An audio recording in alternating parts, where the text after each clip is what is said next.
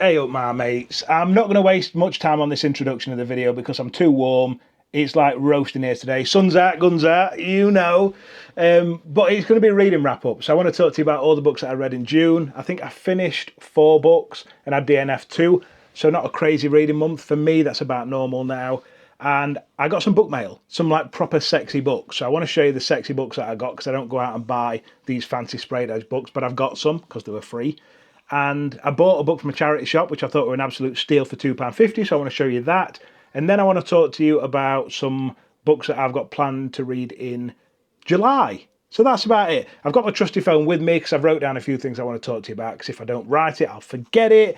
But let's just get straight into it. Starting off with the first book that I read in June, which was actually my book club read over on Fable. So if you joined along for that, you already know. It was The Surgeon by Tess Gerritsen. I don't know if you can see that. I'm rubbish with these cameras. But I really enjoyed it. I think I rated it 3.75 stars. It's on my Fable, actually. 4.25 stars. That's a really good review. I think what I enjoyed about that book is it's a police procedural. So you already know if you've subscribed to this page for long enough. I love police procedurals, any sort of like whodunit mysteries.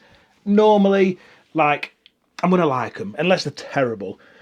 But it's a female protagonist, written by a female, and it goes a lot into what it's like to be a woman at work. And I find that quite interesting because obviously, yes, I've got a set of tits, but I'm not a woman, so I don't know what it's like to be a woman in the workplace, and how maybe you have to work that extra bit and go that extra mile to get the respect of men at work. And it was heartbreaking to read because, you know, as a dad, I've got 2 girls, 2 young girls. My wife is my wife, and I don't know, I think sometimes as a bloke, I'm a bit naive, and I think that everyone's just going to respect them regardless of whether they've got a penis or a foo-foo. And I think that book just opens your eyes a little bit. So that were really interesting because I've never read a police procedural from that aspect before. And everything else that I'd normally look for in a police procedural, it gave me. It ticked every box. It was quite fast paced. The chapters were a little bit longer than I'm used to in police procedurals. I do like my chapters like short and sharp, James Patterson style. So they were longer. There probably wasn't as much dialogue as, again, I like in my typical crime thriller books. I like a lot of conversation, and it definitely focused more on like what the internal thoughts were as opposed to dialogue. But again, I don't think that necessarily took away from me from the book. Genuinely enjoyed it. It was a page turner. I didn't guess the twist at the end, and I just didn't find myself getting bored at all at any point in that book, at least. I'm excited to read more of Tess Gerritsen's books. I know this is like a massive series, so I will be reading more of these at some point. So yeah, first book of the month were a massive success for me. I then went into my next book of the month, which frustratingly was a DNF. It was a book that I never thought I'd DNF. You lot know I am a massive M.W. Craven fan. I pipe about him all the time. Always going on about how he's one of the best procedural, or police procedural writers at least. And I picked up Dead Ground, which was the next book in his series that I needed to read, because I had been reading them in the order that they came out. And it just didn't hit. I don't waste time on books. If I get 100 pages into a book and I'm not enjoying it, I just give up. I think one of the things I love about this series is, firstly, Washington Poe and Tilly Bradshaw, who are the main characters. I love their relationship. But I also love the atmosphere that M.W. Craven created. I think this series is set, I always get it wrong, it's like Cumbria or Lake District, something like that. And this book goes away from where it's usually set, and it involves the FBI and Secret Service and things like that. And I think just the things that I normally love about M.W. Craven books, it were lacking. So I just DNF'd it. I weren't enjoying it, and I'm not going to force myself to read another 300 pages of a book if I'm not vibing with it. I don't think it were bad. It was just, I got to like page 100 and not much had happened. Someone had died and they'd decided that they were going to work together as a team to try and figure out who it were. And I was just like, nah, not feeling it. I'll put it down. Might come back to it another day. I probably won't. But that was my first DNF of June, and I don't regret it. So next up, we've got another success in June, which I think I rated 3.75 stars. This is The Shining Girls by Lauren Buicks. I think that's how you pronounce her name. One of you actually commented on one of my previous videos and said that this was like phenomenal, one of the best books they'd ever read. And I genuinely enjoyed it. I went to Stockport Noir, which is like a crime event festival kind of thing, a couple of months ago, and Lauren was one of the authors there. So I just bought a book. She were there. I thought, well, I'll support her. Bought a book. She signed it and wrote on it for me. And I knew nothing about her. It were on my shelf this month, and I thought, you know what, I'll just pick it up. One of you lot had messaged and said it were good, so I thought, let's see. And it were a refreshing change. Usually when it comes to thrillers and police procedurals, for me, I like to keep the element of realism. I don't want time travel and things like that. And in this book, there is exactly that. But I wouldn't let that put you off reading it, because to me, that was one of the reasons I'd probably not picked it up straight away, because I didn't know how it'd work. And I thought it worked fabulously. It was a refreshing change. It was confusing a little bit at the start, because from chapter to chapter it jumps to different time periods. But you've got this absolute batshit crazy lunatic serial killer who is trying to find what he calls his shining girls so he can send them to Jesus. So that's basically what you're following. And you're also following the point of view of another girl who may or may not be a potential victim, who's trying to find out who this serial killer is. They may or may not cross paths. There's not really much more I can give you other than that without giving you any spoilers. I will just say that I think it was good. It was genuinely, it gave me everything I wanted from what I would class as probably a psychological thriller with time travel elements. Yeah, just one of them good books that I definitely recommend. I will read more of this author's work. I actually posted this on my story, and she messaged me back and said, I actually think you'd prefer some of my other books as well, and give me some recommendations. I can't remember exactly what they were, and I don't put enough effort or research into my videos to do it all now for you. But Lauren Buick's, however you pronounce the name, I highly recommend it. I think that you would enjoy it if you're into psychological thrillers, maybe with a twist. Next up, what did I read in June? It's so warm in this bedroom. I'm trying to get this video done ASAP because I just want to go and sweat downstairs instead. Gallery of the Dead by Chris Carter. I think I read this on my Kindle because, frustratingly, I owned every other Chris Carter book apart from Gallery of the Dead, because I buy most of my Chris Carter books from charity shops, and that one's just not rocked up yet. So I'm sure I read this on Kindle. Well, I say I'm sure. I know I read it on Kindle, and it was absolutely fabulous. I haven't read a Chris Carter book yet that has missed a beat. He just always delivers. I know I've spoken about him before, but I appreciate there's people that maybe haven't been on my page before and haven't heard me piping this man off. Like, he is marvellous. If you're into police procedurals, his, in my opinion, are the best that I've read. That's the cover there, just so you know what cover to look out for if you're going around charity shops and looking. It is just as sick and twisted and gross as every other book I've read of his. Don't go into his books expecting just a nice, pretty police procedural, because the man is mentally unwell. Well, I don't know if he is actually mentally unwell, but he writes as if he is messed up in the head. Like, I feel like if I were going to write crime books, they'd be this gory and this messed up. The page turning, some of the chapters are literally like one page, and they always end on cliffhangers. Very James Patterson-esque again. He's just marvellous. And I believe he used to be a psychologist. Chris Carter, that is the author. So he knows a lot about the human mind and how it works, and that is incorporated into how he writes the books and how he talks about the serial killers and how how it leads the investigation. I think his knowledge of psychology definitely leads the investigation to help him get into the criminal mind. So if you enjoy the series Criminal Minds, it's very Criminal Minds-esque, but gory, like 10 out of 10 gory, properly minging, absolutely fantastic. The last book that I read in this month, June, we're still in June, it's 28th, is it 28th? It's the 29th, Sunday. I do my videos on the day that I post them, because I never know, I don't plan my content, I literally just sit down and I think, oh, I miss them lot, I'm just going to do a video and talk to them. So that's why we're here today. Happy Sunday. Words of Radiance. Yes, I finally finished it. Brandon Sanderson. This is book 2 in the Stormlight Archive. It's thick as shit. It's 1,200 pages. It took me an absolute age to finish it, and I enjoyed every single word. I've had a lot of comments from people saying to me, should I really read Brandon Sanderson? Is it... Sorry, I'll do this, because some people say that I don't hold the book up for long enough. Words of Radiance. Brandon Sanderson. They message me and say, should I read it? Is it too complicated? Is it massive? And I always say no. And I truly mean that. Coming from someone that's got a terrible memory, like my memory is horrific. I usually struggle to keep up with loads of different characters and huge worlds in fantasy books. But Brandon Sanderson's got a way of, like, he holds your hand a little bit, but he doesn't properly, like, you're not on stabilisers. He's just stood behind you ready to catch you. Like the Cosmere. So if you don't know Brandon Sanderson's work, he's made something called the Cosmere, which is like a huge world where a lot of his books and characters will all interconnect. But the Stormlight Archive can absolutely just be read as a standalone. Now, for me, I think you can just read the Stormlight Archive just for the plot alone. And if you read it just for plot alone, it's relatively straightforward. The main characters in the first book, there's probably only like 4 or 5 of them. Pretty much everyone else in book 1 are just side characters, and you don't necessarily need to fully understand who they are and what their purpose is in the story. And at the end of finishing The Way of Kings, you can go on to, there's a YouTube video, I think it's called Captured in Words or something like that. And the lad that is behind that page has done some absolutely wicked videos. I highly recommend that you watch them.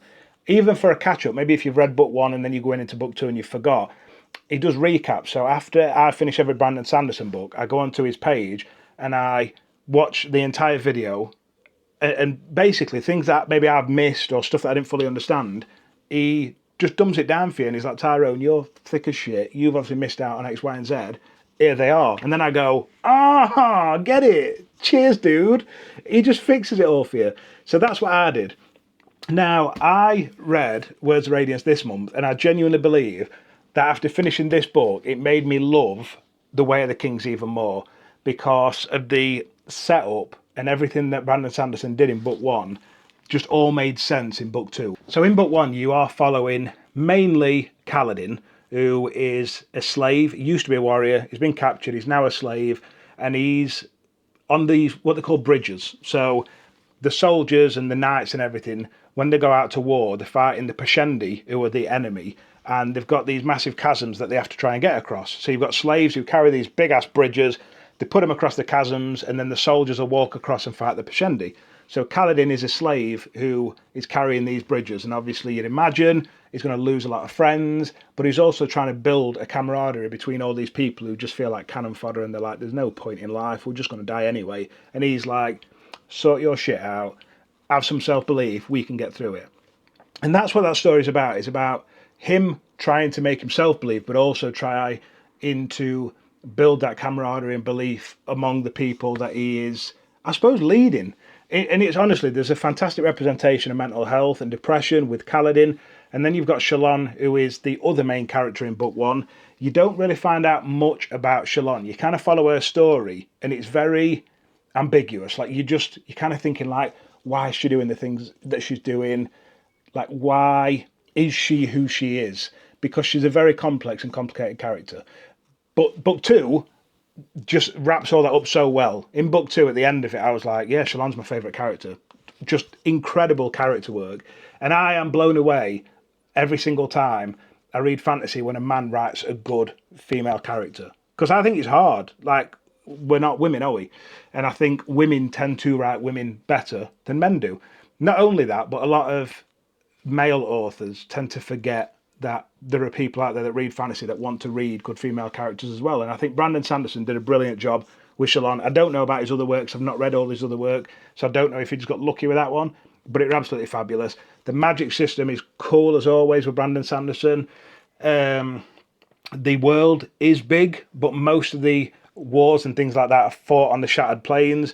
Most of the time is spent in almost like an encampment base kind of setup, so you're not getting blown away with all these different places. Yes, it mentions the world and it mentions the history of the world, but again, spoon feeds you. Absolutely marvellous. Highly recommend that if you are into fantasy and you haven't read Brandon Sanderson, maybe even start with Way of Kings. I don't think you necessarily have to start with Mistborn. I read book 1 in Mistborn, and it just wasn't epic and high stakes enough for me. I did enjoy it, but I then went in Stormlight and it gave me everything that I wanted. So absolutely fabulous. 5 out of 5. And Words of Radiance was probably in my top 5 books of all time now. It was that good. Now going into some book mail that I got. I don't get much book mail because I don't do paid ads and promo and stuff like that, which is why in my videos you'll never see me do them like, oh, today's video sponsored by. Because I do this for fun. You know, I post content online for fun, and it feels to me like it's the best way to keep it authentic.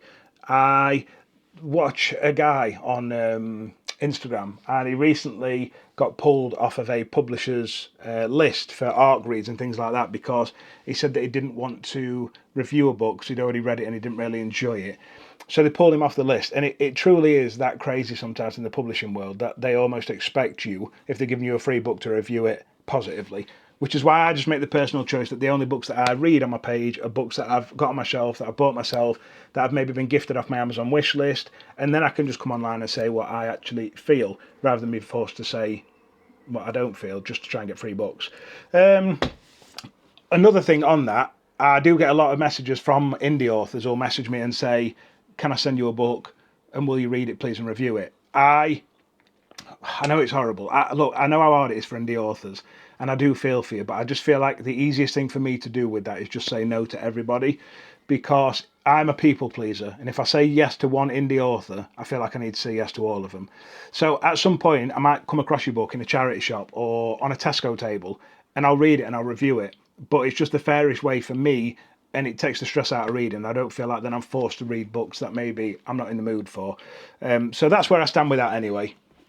JRR Tolkien, the Silmarillion. Is that what it's called? I think it is. Silmarillion. Yeah, sorry for Tolkien fans for butchering that.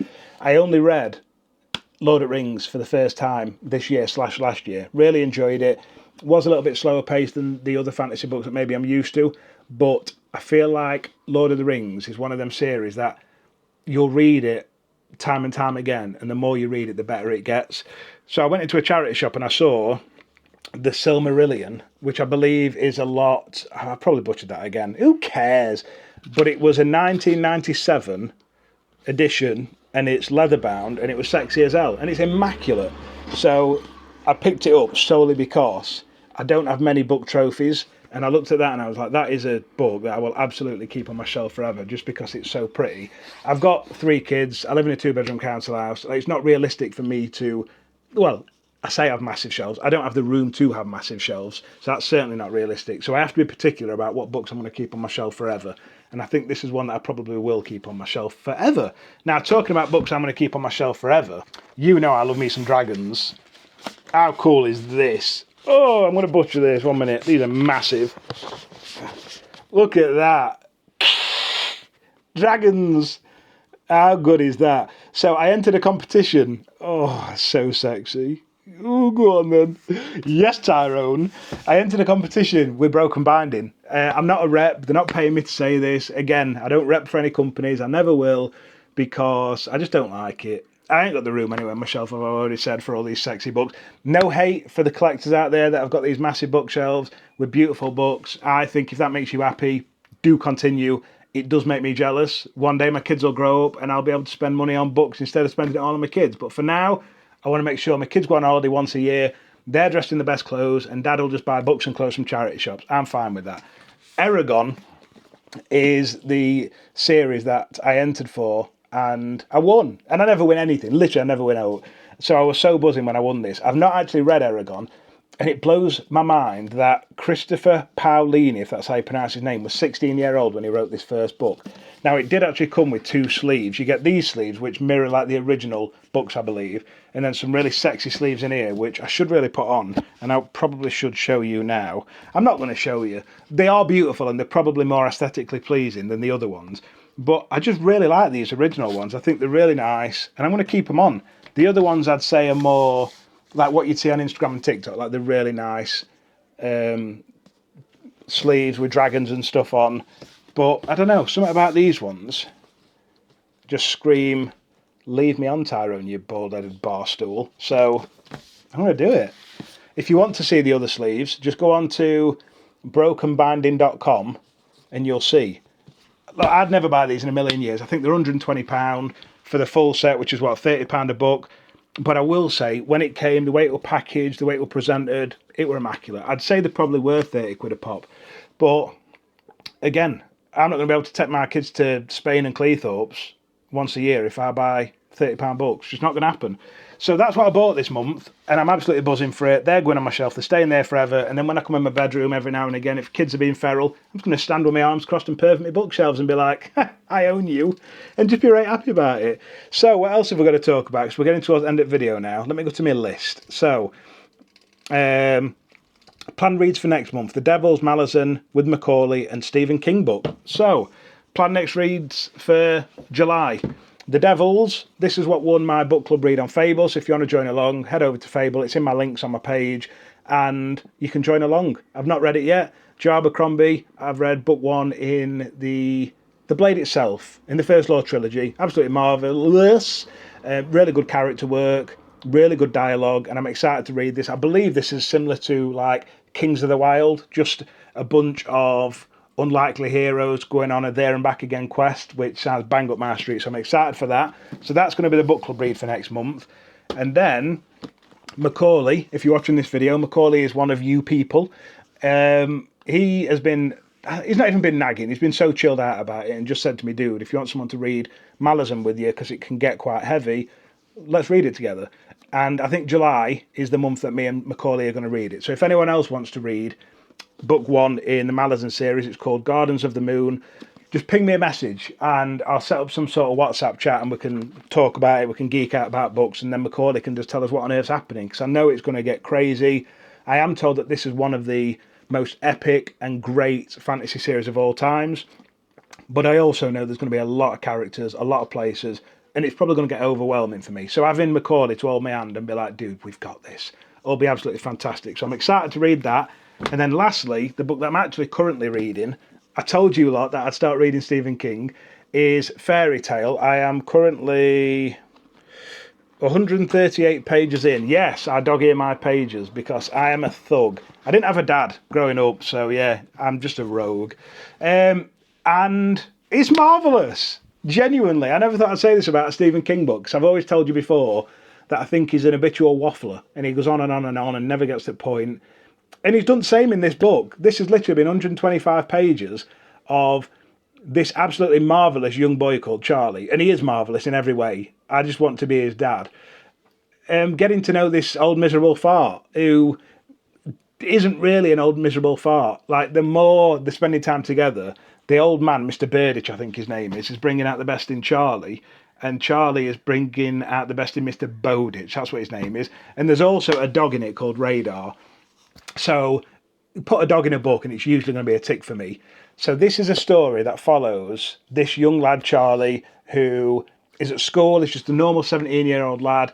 And he's just driving past this house one day. And it's, you know, the house at the top of the hill, the scary old man with the scary dog who no one talks to. And he can hear someone in the back garden going, help, help. Well, he can't actually hear a guy laid on the floor screaming. His dog's screaming for him. But this is what I imagine. Mr. Bodic is on the floor going, oh, shit me back. But it's actually his legs that are messed up.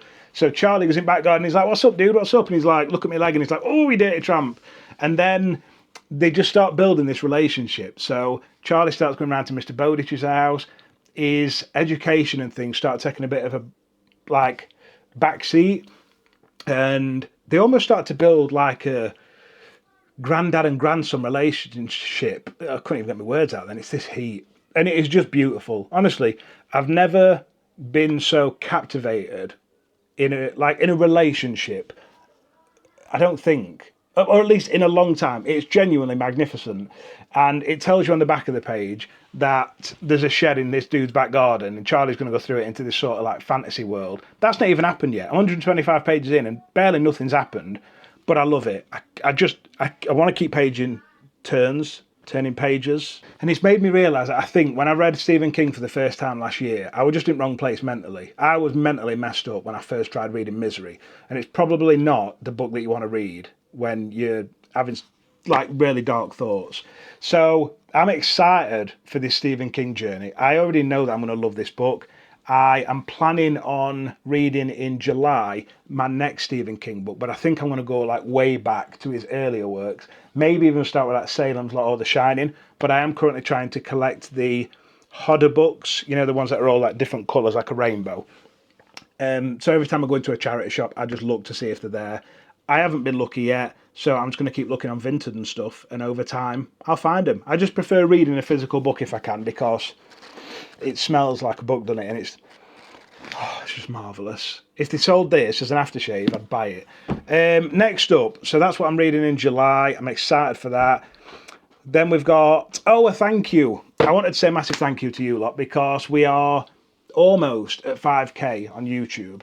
And it just blows my mind. You know, I started this channel, YouTube at least, as just an escape, as a creative outlet and as a means for me to come online and just find some strangers online.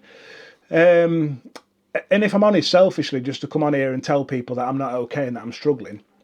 And I am so blessed that I found, oh God, yeah, thank you. Honestly, I'm so blessed that I found so many people that cared.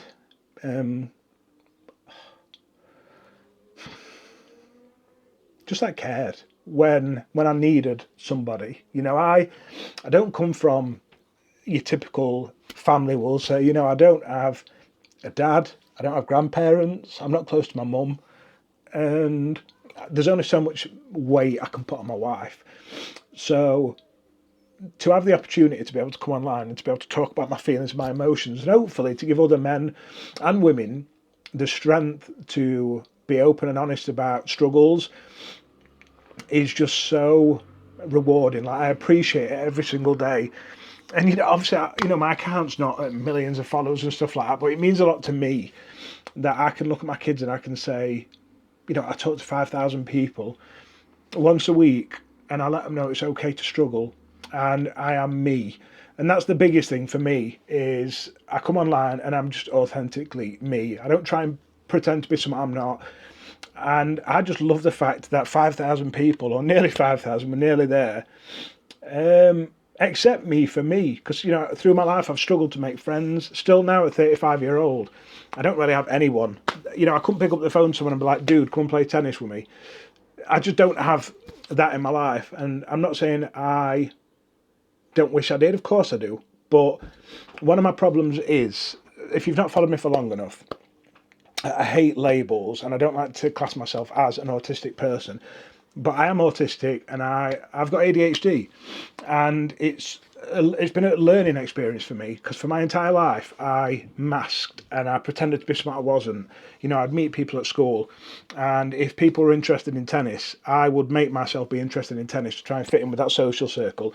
Football, gaming, everything. My entire life, my entire childhood, even into my early 20s, consisted of me trying to force myself to be like other people, to like make them want me, I suppose. And it took me until being suicidal at 35-year-old to be like, you know what, just do what you want to do, be happy with what you're doing, and if you just be yourself, there will be people on earth who will appreciate that and who will like you for you, and they'll come. And it's almost selfishly just reassuring for me when people do engage with my content and people do speak to me, because it makes me realise, actually, I never needed to mask, I never needed to pretend to be something I wasn't.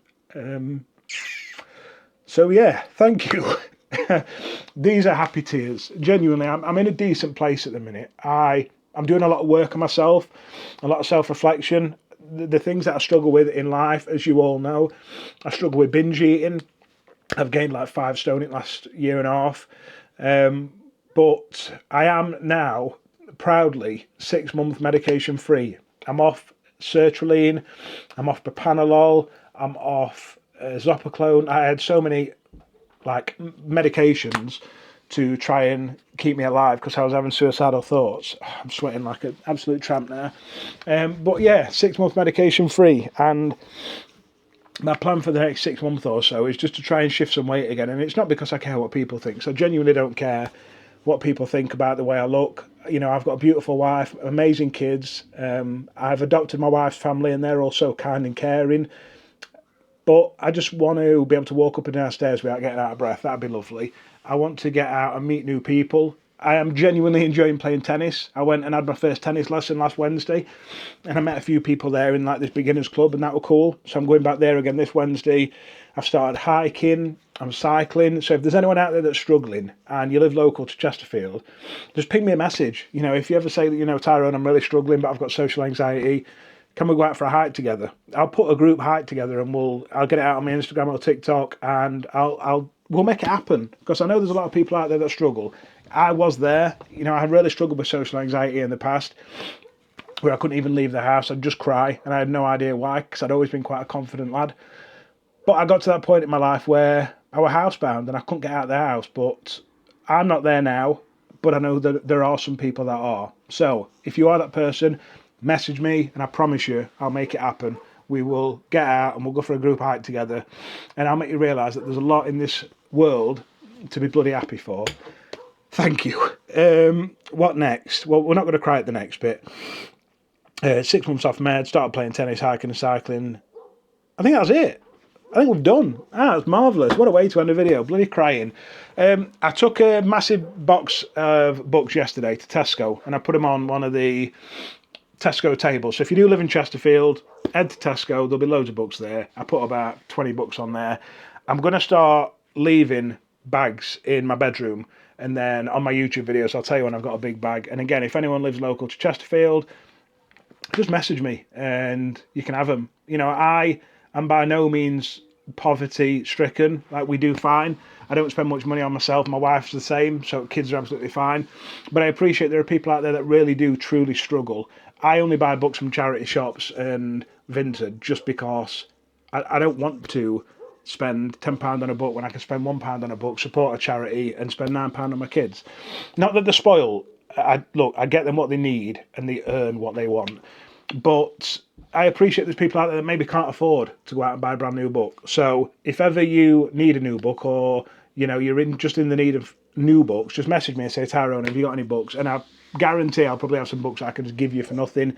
Or if you're really struggling, I'll probably have some books that I can give you to then sell on yourself and make a bit of money on. So yes, there we are. Thank you so much for checking into this video. I'm sorry it's been a longer one. If you've watched till this point, I'm sorry for the tears. I'm not sorry for the tears. I think it's important to cry when we need to. Men get sad too. Oh, there's a brand in the boys get sad too. Yeah, boys get sad too. Check that brand out if you've not seen it already. I just love you all to pieces, honestly. Thank you so much. If you've watched to this point, I love you the most. If you've not already subscribed, please do it. Massively helps me out. And like the video if you've enjoyed it, because it just gives me an idea as to what kind of content you like to see. Mwah.